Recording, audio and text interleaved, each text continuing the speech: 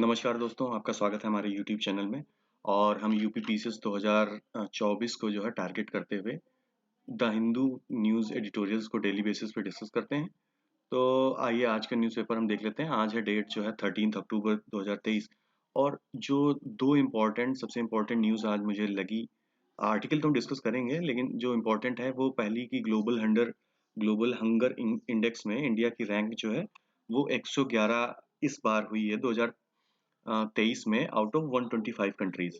तो एक हिसाब से देखें तो आप अगर अगर आपको याद होगा कि पिछली बार जो इंडिया की रैंक थी वो 107 थी, ठीक है। और इस बार जो है 111, तो एक हिसाब से हमारी जो है हंगर में इंडेक्स, हमारी पोजीशन खराब ही हुई है, ठीक है। हम सिर्फ जो है अफगानिस्तान, हाइती और कुछ सब सहारन कंट्रीज से जो है ऊपर हैं। अदरवाइज हम चाइना से, बांग्लादेश से और जो हमारे पड़ोसी मुल्क हैं उनसे हम लोग काफी पीछे हैं।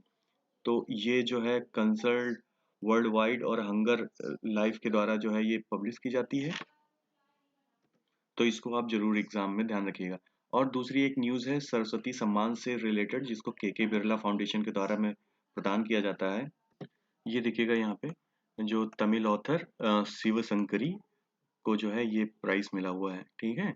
ये के बिरला फाउंडेशन के द्वारा दिया जाता है। और इस इनको जो है इनकी एक एस्से की राइटिंग है, सूर्यवंशम। तो सूर्यवंशम के द्वारा, या फिर आप अपनी भाषा में सूर्यवंशम समझ लीजिए, कि सूर्यवंशम बुक की 2 वॉल्यूम्स हैं। और उसके लिए ये बेसिकली इनकी ही आत्मकथा है, ऑटोबायोग्राफी है, ठीक है। तो इसके लिए इनको के बिरला फाउंडेशन की तरफ से सरस्वती सम्मान से पुरस्कृत किया गया है, जिसमें 15 लाख रुपए की नगद प्राइज दी गई है। तो आइए आज का हम एडिटोरियल डिस्कशन स्टार्ट करते हैं। तो आज का जो सबसे पहला आर्टिकल हम डिस्कस करने वाले हैं वो द इंडियन एक्सप्रेस से डिस्कस करने वाले हैं, जिसमें India need to go with the nuclear, ठीक है। तो ये राइटर जो है अनिल काकोडकर हैं, ये एक न्यूक्लियर साइंटिस्ट हैं भाभा एटॉमिक रिसर्च सेंटर में। तो उनके द्वारा ये जो है आर्टिकल लिखा गया है। ये थोड़ा सा साइंटिफिक मैनर में है। ये article scientific manner in the sense कि इसमें जो है बहुत सारी जो है साइंटिफिक टर्म्स का यूज किया गया है। तो फिलहाल उसको हम स्लोली जो है डिकोड करने की कोशिश करेंगे। तो देखिए, अभी इस समय करंट सिचुएशन में इकोनॉमी की क्या पोजीशन है। पूरी वर्ल्ड में इंडिया फिफ्थ लार्जेस्ट इकोनॉमी है, और उसी के साथ में इंडिया की जो है पॉपुलेशन सबसे ज़्यादा है। तो अभी हम लोगों ने जो है नेट जीरो एमिशन का टारगेट रखा हुआ है 2070 तक, और पूरे ग्लोब ने भी रखा हुआ है 2045 से 2070 के बीच में, ठीक। अब हमें जब अगर हमें इस समय हम एक डेवलपिंग कंट्रीज हैं और हमें डेवलप्ड नेशन बनना है, तो उसके लिए हमें डेवलप होना है in terms of economy growth, और साथ ही साथ सस्टेनेबिलिटी, जिसमें हमें ग्रीन हाउस गैसेस का एमिशन कम करना है, और क्लाइमेट चेंज में कम से कम हमारी भागीदारी हो, इस मतलब कि क्लाइमेट स्टेबिलिटी रहे, इस तरीके से हमें ग्रोथ करना है। इस चीज के लिए हमें क्या करना चाहिए, हम लोग बात करते हैं। सबसे पहले हम देख लेते हैं कि हमारी एनर्जी डिमांड्स क्या-क्या हो जाएँगी। देखिए, हमारे पास डुअल चैलेंजेस हैं। पहली बात, हमें डेवलपमेंट एस्पिरेशंस है हमारी, और दूसरी हमें ग्रीन हाउस गैस एमिशन को भी कम करना है। अब जो डेवलप्ड नेशन है उनको इतनी आवश्यकता नहीं है, क्योंकि वो ऑलरेडी डेवलप हो चुके हैं। अब उन्हें अपनी एनर्जी, जो उनकी रिक्वायरमेंट्स हैं, उसको वो कैसे कैसे इनोवेट कर सकते हैं, कैसे उसको वो from traditional sources to renewable sources पे ला सकते हैं। अब हमें देखिए, नॉर्मली राइटर बोलते हैं कि हमें जो है करीब 2400 यानी कि 2400 kilogram oil equivalent energy consumption एक पर कैपिटा चाहिए होगी, अगर हमको एक डेवलप्ड नेशन के रूप में जो है डेवलप्ड नेशन के रूप में बनना है। इसका मतलब क्या हुआ, इसका मतलब अगर हमें एक व्यक्ति, ठीक है, एक व्यक्ति एक साल में 2400 किलोग्राम ऑयल अगर यूज करे, इतनी एनर्जी हमको चाहिए होगी। वो बोलते हैं अगर आप बहुत एनर्जी एफिशिएंट हो जाएंगे, तब भी आपको 1400, यहाँ पे सॉरी, ये 14,000 की जगह पे 1400 किलोग्राम ऑयल एनर्जी कंजप्शन जो होना चाहिए, ठीक है। ये लगभग में समअप होता है हमारे, ये समअप होता है 25,000 से लेके 30,000 टेरा वॉट आवर्स पर ईयर। इतनी एनर्जी हमको जनरेट करनी है अगर हमें एक वेस्ट के मॉडल के हिसाब से डेवलप होना है, ठीक है। हमारी development index, human development index अच्छी रहे। ये एनर्जी कितनी है? जो हमारी रिक्वायरमेंट्स की बात हो रही है कि 2070 तक हम टारगेट कर रहे हैं कि हम एमिशन कम कर लेंगे और हम डेवलप्ड नेशन भी हमें बनना है। तो ये 25,000 से 30,000 के बीच की जो टेरावाट आवर्स की बिजली है, जैसे हमें क्या होता है, हमें किलोवाट आवर्स होते हैं, है ना? हम कॉमर्शियल हमारे यहाँ क्या होता है, किलोवाट आवर्स होता है, ठीक है? इसमें हम बिजली का बिल देते हैं, 1 यूनिट बराबर किलोवाट आवर होता है। इसमें हम बिजली का बिल देते हैं। उसके बाद में इससे ऊपर की हो जाएगी मेगावाट, वो हो जाएगी 10 टू द पावर 6। उसके ऊपर क्या हो जाएगी गीगावाट, 10 टू द पावर 9। उसके ऊपर क्या हो जाएगी टेरावाट, वो हो जाएगी 10 टू द पावर 12। तो ये इतनी एनर्जी है 30,000 टेरावाट, ठीक है? अब ये 4 टाइम्स मतलब कि 4 टाइम्स ज़्यादा है अभी के हिसाब से, जो हम एनर्जी प्रोड्यूस कर रहे हैं उसके हिसाब से 4 गुना ज़्यादा एनर्जी है ये। और अगर हमें इस एनर्जी को, इस 4 गुना एनर्जी को पहुंचना है, तो हमें 4.8% एनुअल रेट, ग्रोथ रेट के हिसाब से एनर्जी प्रोडक्शन बढ़ानी पड़ेगी। करीब मान के चलिए 5% हर साल एनर्जी प्रोडक्शन में इंक्रीज करना पड़ेगा, ठीक है? ये बात होती है। अब राइटर्स बोलते हैं देखो, पोटेंशियल हमारे यहाँ सोलर और विंड एनर्जी का उतना नहीं है जितनी बड़ी बड़ी बातें हम लोग करते हैं। अगर हमारी जो पूरी खाली लैंड है, अगर जितनी भी ऐसी लैंड है जो कि नॉन एग्रीकल्चरल है या डेजर्टेड लैंड है, उस पे अगर हम सोलर पैनल्स लगा देंगे तब भी हमारी जो एनर्जी रिक्वायरमेंट्स है वो नहीं पूरी होने वाली है। और साथ ही साथ विंड एनर्जी का स्कोप हमारे यहाँ बहुत ज़्यादा नहीं है। गुजरात में थोड़ी बहुत एरिया में है, तमिलनाडु में है, उसको छोड़ के सारे स्टेट्स में बहुत अच्छी जो है प्रोस्पेक्ट्स नहीं है इसके। तो वो बोलते हैं न्यूक्लियर एनर्जी ही एक सोल्यूशन है, क्योंकि न्यूक्लियर एनर्जी क्लीन होती है, सेफ होती है और लिटिल वेस्ट होता है, ठीक है? Due to closed nuclear fuel cycle. अब ये क्लोज्ड न्यूक्लियर फ्यूल साइकिल क्या है? Close nuclear fuel fuel cycle ये है कि जब यूरेनियम को जो यूज किया जाता है, उसके जो बाई प्रोडक्ट निकलते हैं, उसको फिर से इनरिचमेंट करके, जैसे मान लीजिए न्यूक्लियर 200 यूरेनियम 235 से जब इसको, इसमें न्यूक्लियर फिजन किया गया, और न्यूक्लियर फिजन करने के बाद में ये विखंडित हो गया, बेरियम क्रिप्टॉन में विखंडित होता है और कुछ मात्रा में यूरेनियम 238 बनता है। तो उस यूरेनियम 238 को हम पुनः यूरेनियम 235 बनाकर और फिर से इनरिच कर सकते हैं। इसके साथ ही साथ इसके बाई प्रोडक्ट्स में प्लूटोनियम भी होता है। प्लूटोनियम का भी यूज हम लोग as a nuclear nuclear fuel कर सकते हैं, ठीक है? अच्छा, इसी समय हम ये भी बता दें, हम लोग आगे अभी देखेंगे तो क्लियरिटी के लिए, कि जो न्यूक्लियर फ्यूल इनरिचमेंट क्या होता है, कि देखो नेचुरल में हमें ज़्यादातर हम लोग यूरेनियम फ्यूल ही यूज़ करते हैं, ठीक? फ्यूचर में अभी कुछ जगहों पे प्लूटोनियम भी यूज़ होता है और कुछ जगहों पे थोरियम भी यूज़ होने लगा है, बट थोरियम हमारा फ्यूचर का एक स्ट्रॉन्ग पोटेंशियल एनर्जी फ्यूल है, ठीक? न्यूक्लियर फ्यूल है। अब यूरेनियम जो है वो नेचुरल में तो यूरेनियम 238 फॉर्म में पाया जाता है, जिसमें जिसमें यूरेनियम 238 में केवल 5%, अगर जो नेचुरल जो नॉर्मल मतलब कि जो हमारे नॉर्मल इन्वायरमेंट में यूरेनियम पाया जाता है, उसमें यूरेनियम 238 ज़्यादा होता है और यूरेनियम 235 की मात्रा उसमें बहुत कम होती है। देखिए क्या होता है, एक यूरेनियम का टुकड़ा है, उसके भीतर कई सारे यूरेनियम के आइसोटोप्स होंगे, ठीक है? उसमें जो यूरेनियम 235 है, वो बहुत कम मात्रा में होगा, कितना होगा? 0.57% या कुछ ऐसे ही, इस परसेंट के हिसाब से। अगर यही इसी यूरेनियम को इनरिच कर दिया जाएगा, ठीक है? तो उसमें यूरेनियम 235 की मात्रा बढ़ जाएगी और वो 3 से 8% तक हो जाएगी, और ऐसे इनरिच्ड, हाइली इनरिच्ड जो यूरेनियम को हम लोग as a nuclear fuel use करते हैं।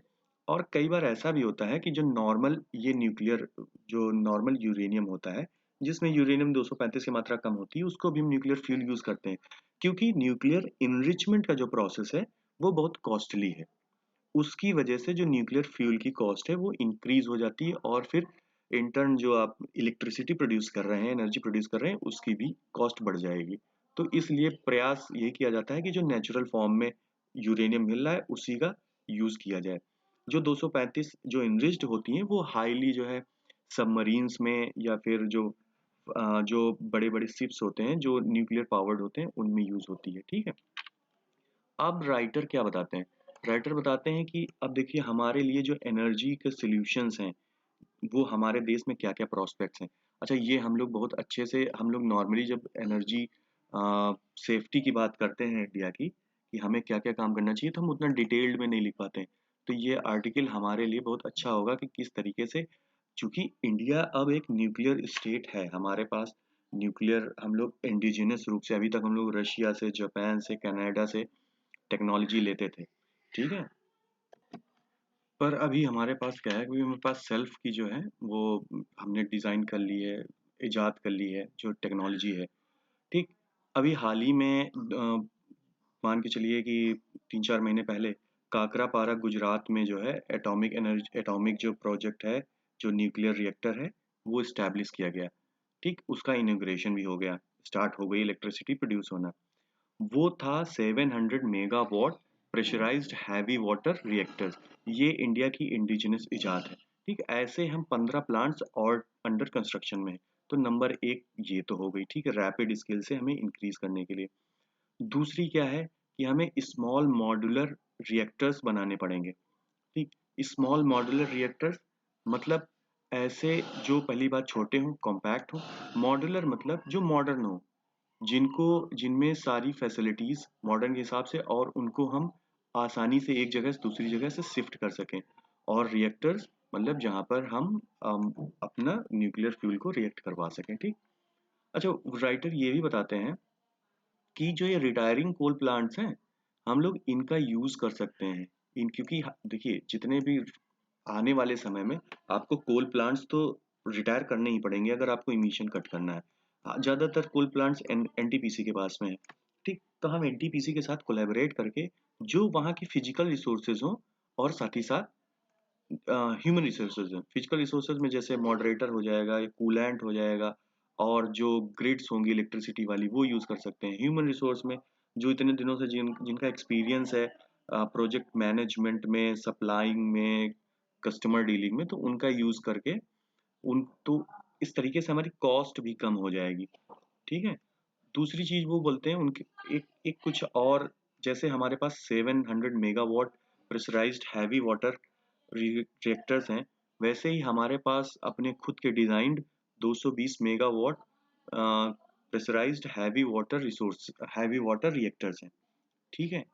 ये हम दे सकते हैं, चूँकि ये स्मॉल होते हैं और ये पर्टिकुलर नीड के हिसाब से डिज़ाइन किए जाते हैं और ईज़ी टू डिज़ाइन होते हैं।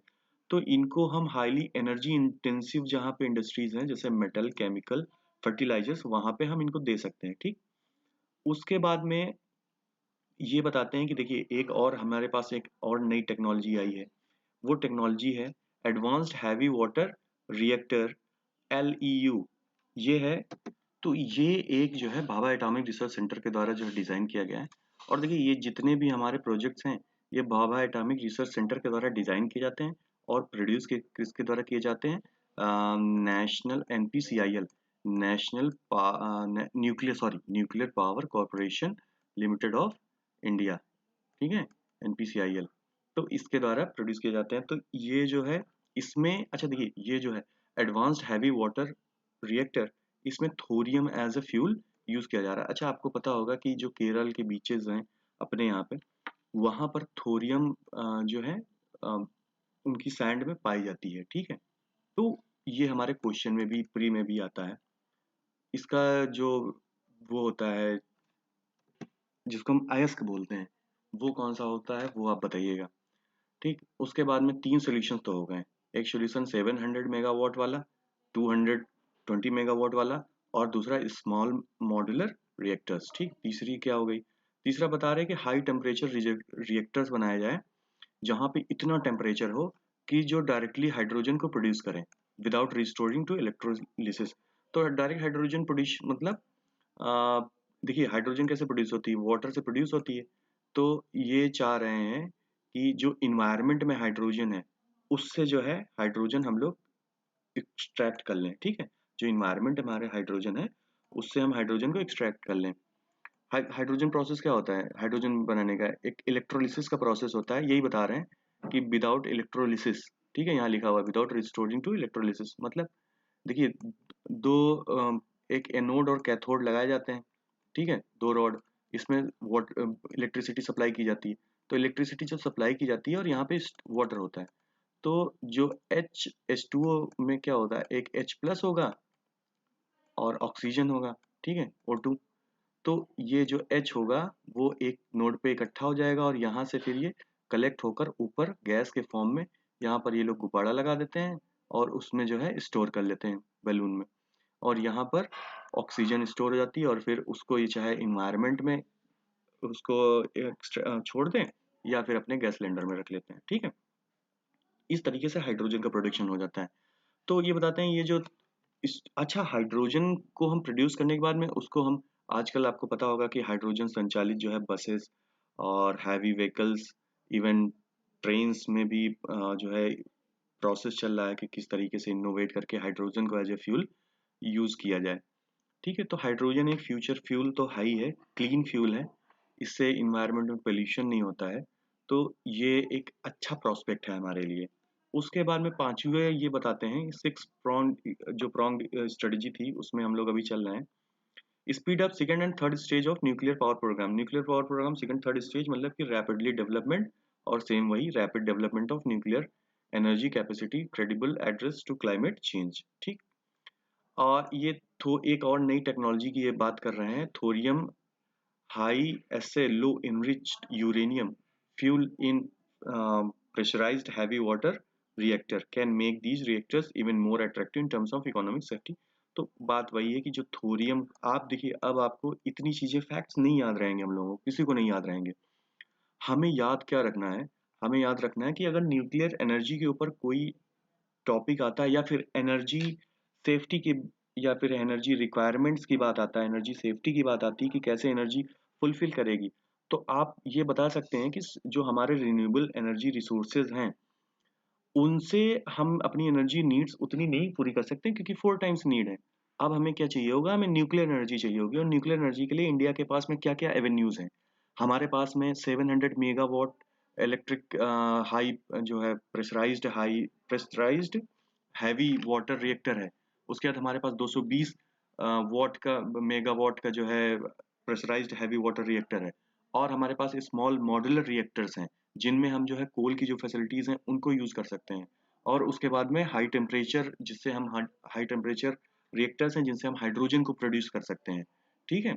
उसके बाद में हमें जो है जो rapid increase of deployment of nuclear power plants करना पड़ेगा, हमें रिसर्च को इंक्रीज करना पड़ेगा न्यूक्लियर सेक्टर में, थोरियम का यूज, प्लूटोनियम का यूज करना पड़ेगा, ठीक है। प्लूटोनियम के यूज, बस यही हमारे आर्टिकल में था। प्लूटोनियम के यूज को देखो लोग क्यों उससे रिस्ट्रेन करते हैं, जो वर्ड है, क्योंकि प्लूटोनियम का जो यूज है वो एज अ वॉर वेपन भी यूज किया जा सकता है, क्योंकि बहुत अधिक मात्रा में ये जो है एनर्जी रिलीज करता है, इसकी छोटी सी मात्रा यूरेनियम से भी कई गुना ज्यादा। तो जो है इसको चूंकि ये यूरेनियम के वेस्ट, जब आप यूरेनियम बनता है, यूरेनियम से एनर्जी जब बनती है रिएक्टर में, तो उसका बाई प्रोडक्ट प्लूटोनियम होता है ना, तो ये वेस्ट हुआ। इस वेस्ट को या तो आप रीप्रोसेस कर लीजिए, और रीप्रोसेस करके, तो रीप्रोसेस करने में ये खतरा होता है कि प्लूटोनियम कोई चुरा ले या उसको कोई जो है उसका प्रोलिफरेशन करके और as a war weapon use कर सकता है, इसलिए ज्यादातर इस वेस्ट को जो है छोड़ दिया जाता है, ठीक है। अब देखिए अगला जो टॉपिक है वो भी हम एक न्यूक्लियर उसके सॉरी ओजोन लेयर के बारे में है, देख लेते हैं छोटा सा आर्टिकल। देखिए ये ओजोन लेयर, आपको पता है कि ओजोन लेयर कहाँ पाई जाती है, स्ट्रेटोस्फेयर में, और स्ट्रेटोस्फेयर सेकेंड लेयर है from the bottom, from the surface of the earth. Surface पर कौन सी होती है 8-10 किलोमीटर ऊपर, हमारे ट्रोपोस्फेयर, करीब 50 किलोमीटर के ऊपर जो है स्ट्रेटोस्फेयर होती है। स्ट्रेटोस्फेयर में आपको पता है कि एरोप्लेन्स चलते हैं, और जो एरोप्लेन्स का फ्यूल होता है वो जो एरोप्लेन के फ्यूल की वजह से जो एमिशन होता है स्ट्रेटोस्फेयर में, वो सबसे बड़ा कारण है ओजोन लेयर डिप्लीशन का, ठीक। उसके उसके बाद में जो हम लोग क्लोरीन क्लोरोफ्लोरोकार्बन्स, जो हमारी एसी और हमारे कार से जो निकलता है, गाड़ियों से निकलता है, वो फ्लोरीन, क्लोरीन, आयोडीन, ब्रोमीन, ये हैलोजेंस जो हैं, ये स्ट्रेटोस्फेयर में जाते हैं, ओजोन लेयर से क्रिया करते हैं और ओजोन लेयर को डिस्ट्रक्ट करते हैं। तो ओजोन लेयर एक मोटी लेयर है स्ट्रेटोस्फेयर में, गैस की एक मोटी लेयर है, जिससे जो सूर्य की हार्मफुल अल्ट्रावायलेट रेज होती हैं वो नहीं आने पाती हैं, और इसकी वजह से हमारी ह्यूमन लाइफ और हमारी जो इकोलॉजी है, यानी जो हमारा इन्वायरमेंट है, इन्वायरमेंटल लाइफ, वो सस्टेन कर पाती है इस अर्थ पर। अदरवाइज इम्पॉसिबल हो जाएगा, इतनी ज़्यादा अल्ट्रावायलेट रेज़ हार्मफुल होती हैं, वो कैंसरस होती हैं, ठीक? न्यूज़ ये है कि अंटार्कटिका के ऊपर एक बहुत बड़ा ओज़ोन लेयर का होल है, जो कि अब आप इतना मान लीजिए कि 4 times bigger than the Brazil, ये बताया जाता है, इतना बड़ा होल है, ठीक है? अब ब्राज़ील से भी 4 गुना, जो कि बहुत बड़ा हो गया, ठीक है? भाई ब्राज़ील किस नंबर पे कंट्री आती है एरिया में? शायद 5वें नंबर पे आती है, ठीक है? तो ये आप देख लीजिएगा। तो अब देखिए, आप ये राइटर इसमें ये बताते हैं कि देखो होल्स क्या है ना, ये ओजोन होल्स जो है बनते रहते हैं, बिगड़ते रहते हैं, क्योंकि जो एयर सर्कुलेशन होता है, वो एयर सर्कुलेशन कई बार जिस तरीके से कई बार वार्म एयर कोल्ड एयर का जो कॉम्बिनेशन होता है, एक नेचुरल फिनोमेना है, उसकी वजह से जो स्ट्रेटोस्फेयर में ओजोन लेयर है, वो उसको पियर्स करके अगल बगल सब मतलब कि साइड में कर देता है, तो छोटा मोटा होल हो जाता है, ठीक है? वो नॉर्मल सी बात है, हर साल होता है। लेकिन राइटर ये बताते हैं कि इस बार जो 2023 में जो होल हुआ है, और ये भी बताते हैं जो अगस्त में ये होल होते हैं, ओज़ोन होल, और दिसंबर तक भर जाते हैं। और ये बताते हैं जो इस बार हुआ है ये काफ़ी बड़ा है। इसका रीज़न क्या बताते हैं? इसका रीज़न बताते हैं कि जो ऑस्ट्रेलिया में, पहली बात तो कहते हैं जो ऑस्ट्रेलिया में आपको फायर्स लगी थी, और जो पूरे वर्ल्ड में आपको पता ही है कि लगातार जो फायर के इंसिडेंट हैं, जंगलों के जलने के इंसिडेंट, वो लगातार इंक्रीज़ होते जा रहे हैं। तो देखिए, आपको ये समझना पड़ेगा कि अगर आप जब भी क्लाइमेट का टॉपिक लिख रहे होंगे, तो आप इस विसियस साइकिल को ज़रूर बताइए। जैसे हम लोग परमाफ्रॉस्ट वाले विसियस साइकिल को बताते हैं, ठीक है? उसी तरीके से इस विसियस साइकिल को बताइए कि देखिए वार्मिंग हो रही है, ग्लोबल वार्मिंग हो रही है। ग्लोबल वार्मिंग से फायर के इंसिडेंट्स इंक्रीज़ हो रहे हैं जंगलों में। और जब फायर के इंसिडेंट्स इंक्रीज हो रहे हैं, तो उससे फिर से जो है कार्बन डाइऑक्साइड और एसिड और बहुत सारे जो है पार्टिकल्स, वो फिर से एनवायरनमेंट में जा रहे हैं, जो कि फिर से वो ग्रीन हाउस गैस इफेक्ट कर रहे हैं, वो और गर्म कर रहा है अर्थ को, और फिर से और ज्यादा जो है आगे आने वाले समय में बर्न की जो है, जलने की, फायर की इंसिडेंट्स होंगी। तो इस चीज को, विशियस साइकिल को आप जरूर बताइए, ठीक है? अब आगे उसके अंदर राइटर बताते हैं, देखो वोल्केनिक जो एरप्शन होता है, जिसकी वजह से स्ट्रेटोस्फेयर में अगर देखो छोटा मोटा वोल्केनिक एरप्शन होगा, तो उसका जो गैस होगा और जो उसके वाटर वेपर्स होंगे, वो तो यहीं रह जाएंगे ट्रोपोस्फेयर में। लेकिन अगर बड़ा एरप्शन है, तो उसके वाटर ड्रॉपलेट्स वेपर जो है, वो स्ट्रेटोस्फेयर में जाता है, और अगर उस वाटर वेपर में ब्रोमीन और आयोडीन जैसे जो है एलिमेंट्स हैं, तो वो ओजोन लेयर को हर्ट कर सकते हैं। उसके बाद में ये बताते हैं कि जो एरोसोल केन होते हैं, हम लोग समझते थे कि ओजोन लेयर जो है वो एरोसोल केन्स की वजह से, एरोसोल की वजह से हो रही है, बट जो उसमें प्रोपेलेंट होता है, we use gases to propel, जिसकी वजह से जो अंदर की एरोसोल होती है, वो आगे पीछे मतलब कि वो बाहर निकल पाती है। वो जो है प्रोपेलेंट, वो क्लोरीन कंटेन करता है, ठीक है? मतलब कि जो एरोसोल वाले केन होते हैं, एरोसोल केन में क्या होता है कि प्रोपेलेंट यूज हुआ जाता है, ताकि ये जो एरोसोल है वो अंदर लिक्विड फॉर्म में बना रहे, और जब भी आप चाहें वो तुरंत मूव करे, ठीक है? प्रेस करें जब आप, तो उसमें क्लोरीन होता है, तो ये स्ट्रेटोस्फेयर को नुकसान करता है।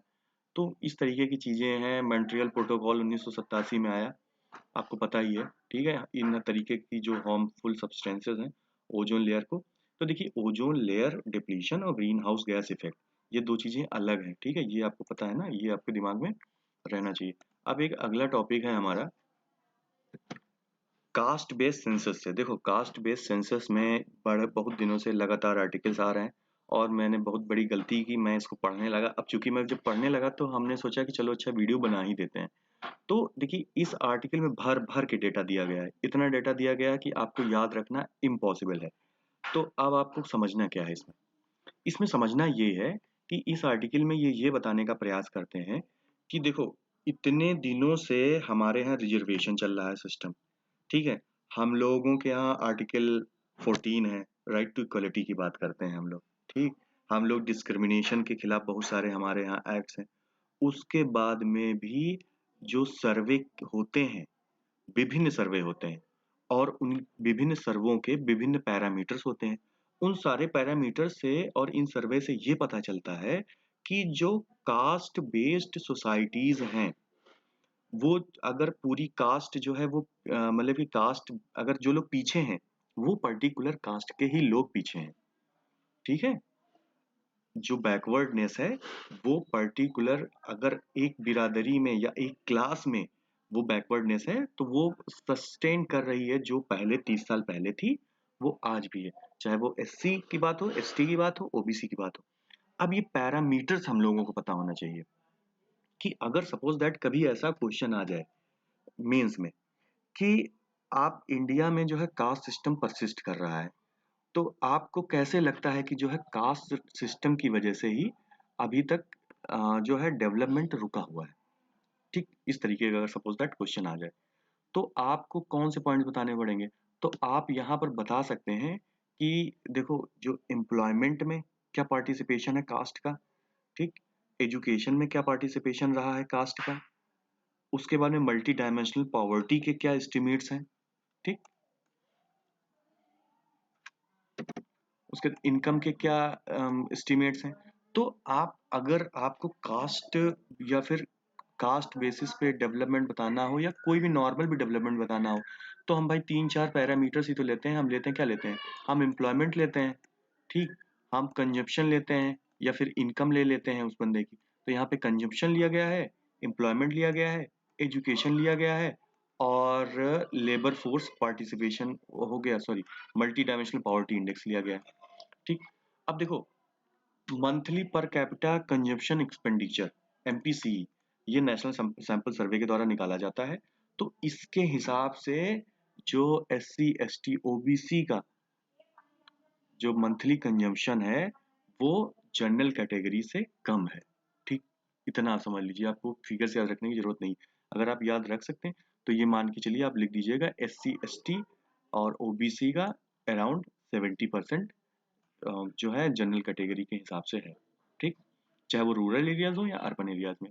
वैसे आप देख लीजिए तो एसटी का जो है 65% है, शेड्यूल्ड कास्ट का 73% है और 80, मतलब कि कहने का मतलब अगर 100%, अगर 100 रुपीज जो है एक जनरल कैटेगरी का बंदा खर्चा करता है कुछ भी कंज्यूम करने में, या 100 रुपीज का कंज्यूम करता है, तो एसटी कंज्यूम करेगा 65 रुपीज का, एससी करेगा 73 रुपीज का और ओबीसी करेगा 84% का, ठीक। मल्टी डायमेंशनल पॉवर्टी इंडेक्स के हिसाब से, मल्टी डायमेंशनल पॉवर्टी इंडेक्स किसे नेशनल फैमिली हेल्थ सर्वे के हिसाब से एस्टिमेट्स निकाले गए हैं, और मल्टी डायमेंशनल पॉवर्टी इंडेक्स को ऑक्सफोर्ड पॉवर्टी और ह्यूमन डेवलपमेंट इनिशिएटिव के हिसाब से भी इसके निकाले गए हैं रिपोर्ट्स। अच्छा, इसमें अब हमारे लिए काम की चीज हो, इसको आप अलग नोट करके लिख लीजिए कि जो मल्टी डायमेंशनल पॉवर्टी इंडिया में 25% है एज पर नेशनल फैमिली हेल्थ सर्वे 2015-16, और Oxford poverty human development initiative के हिसाब से 28% जो है मल्टी डायमेंशनल पॉवर्टी इंडेक्स है। तो ये आप देखिए दोनों में जो है लगभग में बराबर ही है, ठीक, 25% के आसपास। तो आप एक मोटे मोटे फिगर में दे सकते हैं। अब ये आगे ये बताएंगे इसमें कि जो मल्टी डायमेंशनल पॉवर्टी है वो भी एसटी में, एससी में और ओबीसी में ज्यादा है इन कंपेरिजन टू नॉर्मल। देखो यहाँ पे नॉर्मल कितना है, 25% है, एससी एसटी में कितना है, 44% मल्टी डायमेंशनल पॉवर्टी, एससी में कितना है, 29%।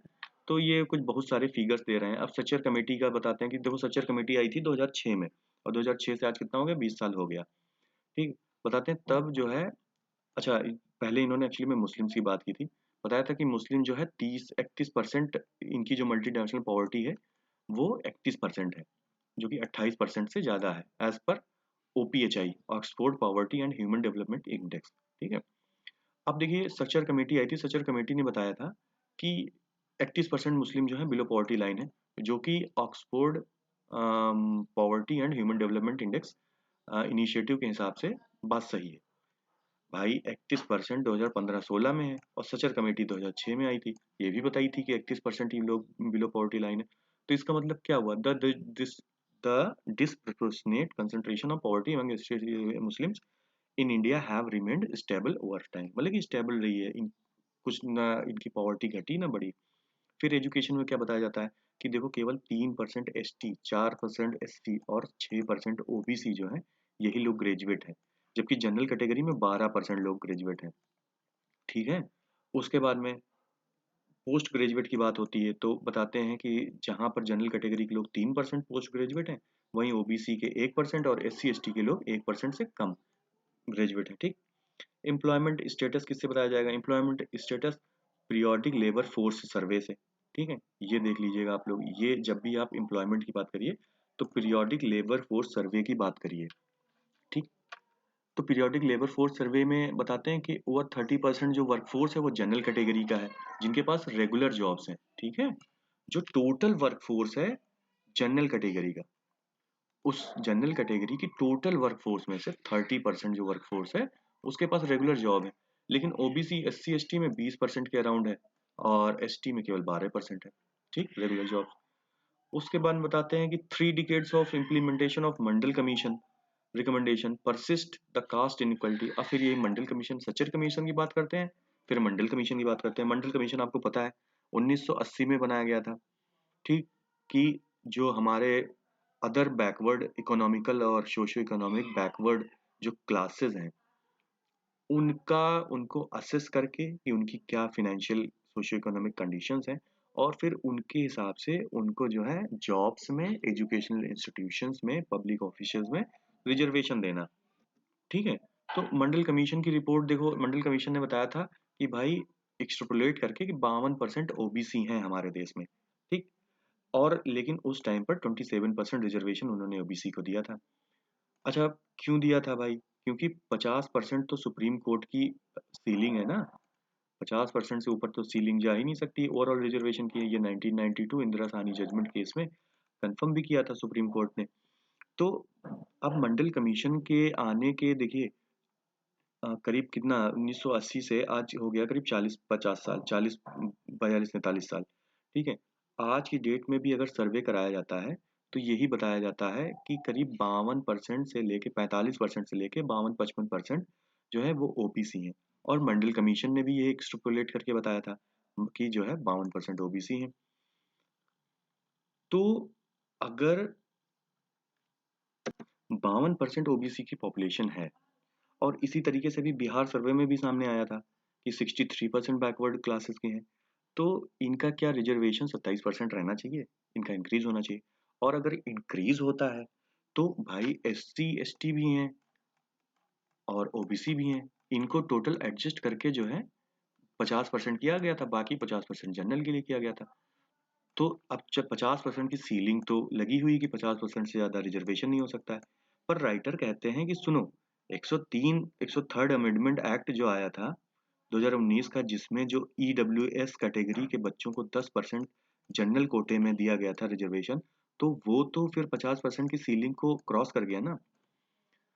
अब ये बात देखिए, अब सबके ऊपर अलग अलग सोचने के ऊपर है, डिपेंड करती है। अब देखिए 50 जो जनरल कैटेगरी का जो 50% जो निकाला गया जो जनरल के लिए, और यहाँ पर ये S C S T OBC के लिए 50%, तो ये जनरल कैटेगरी का 50% में ही जनरल के बच्चों को 10% दे दिया गया इसमें।